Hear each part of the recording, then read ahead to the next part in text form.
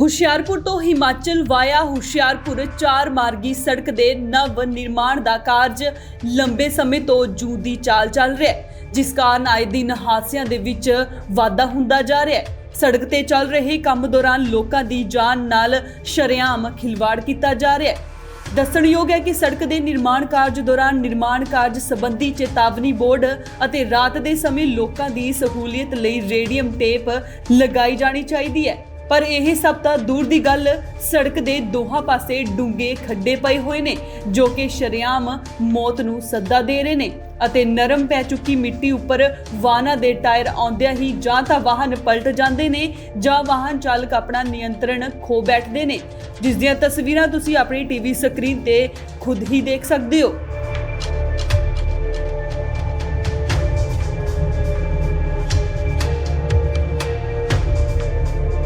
ਬੀਤੀ ਰਾਤ ਵੀ ਦਸੂਹਾ ਵਾਲੇ ਪਾਸੇ ਤੋਂ ਮਾਲ ਲੱਦਿਆ ਟਰੱਕ ਨਲੋਈਆ ਚੌਂਕ ਅਤੇ ਟਾਂਡਾ ਬਾਈਪਾਸ ਦੇ ਐਨ ਵਿਚਕਾਰ ਰਾਤ ਨੂੰ ਧੁੰਦ ਹੋਣ ਕਾਰਨ ਸੜਕ ਦੇ ਖੱਬੇ ਪਾਸੇ ਪਲਟ ਗਿਆ।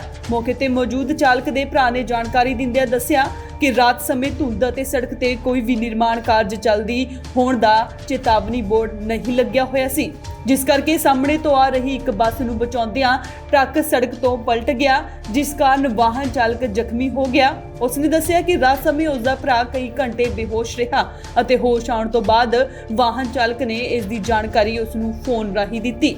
ਹਾਂਜੀ ਭਾਜੀ, ਕਿੱਦਾਂ ਹੋਇਆ ਹਾਦਸਾ ਜੀ? ਰਾਤ ਜਦੋਂ ਗੱਡੀ 10 ਵਜੇ ਨਾਲ ਜਦੋਂ ਆਣ ਡਈ ਸੀ ਨੇ ਜੀ, ਤਾਂ ਅੱਗੇ ਧੁੰਦ ਬੜੀ ਆ, ਕੋਈ ਇੱਕ ਬੱਸ ਆਈ ਗਲਤ ਆਈ ਆ ਤੇ ਗੱਡੀ ਜਿਹੜੀ ਆ ਬੱਸ ਵਾਲਾ ਗੱਡੀ 'ਚ ਵੱਜਣ ਲੱਗੀ ਆ। ਆਪਣੇ ਬੰਦੇ ਨੇ ਬਚਾਅ ਕਰਨ ਵਾਸਤੇ ਗੱਡੀ ਕੱਚੇ ਲਾਈ ਆ ਤੇ ਨਾ ਰੋਡ ਵਾਲਿਆਂ ਨੇ ਰੋਡ ਪੁੱਟੀ ਅਤੇ ਕੋਈ ਇੰਡੀਕੇਸ਼ਨ ਨਹੀਂ ਹੈਗਾ ਗੱਡੀ ਕਿੱਦਾਂ ਸਾਈਡ ਤੇ ਕਰਨੀ ਕਿੱਦਾਂ ਨਹੀਂ, ਜਗ੍ਹਾ ਪੋਲੀ ਹੋਣ ਕਰਕੇ ਗੱਡੀ ਬਹਿ ਗਈ ਹੈ ਜੀ ਸਾਡੀ।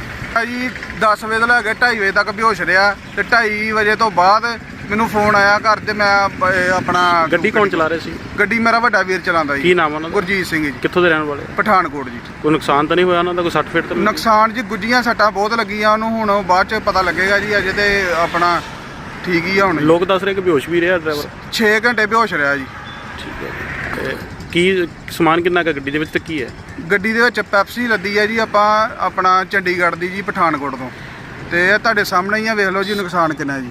ਪਰ ਕੀ ਮੰਗ ਕਰਦੇ ਪ੍ਰਸ਼ਾਸਨ ਤੋਂ? ਪ੍ਰਸ਼ਾਸਨ ਤੋਂ ਇਹੀ ਮੰਗ ਕਰਨੇ ਆ, ਪਹਿਲਾਂ ਤੇ ਇਹ ਟੋਏ ਜਿਹੜੇ ਆ ਸਾਰੇ ਸਹੀ ਕੀਤੇ ਜਾਣ, ਕੋਈ ਹੋਰ ਗੱਡੀ ਆ ਕੇ ਨਾ ਕਿਸੇ ਦਾ ਜਾਨੀ ਨੁਕਸਾਨ ਹੋਏ ਤੇ ਜੋ ਵੀ ਸਾਡਾ ਨੁਕਸਾਨ ਹੋਇਆ ਦੀ ਭਰਪਾਈ ਕੀਤੀ ਜਾਏ।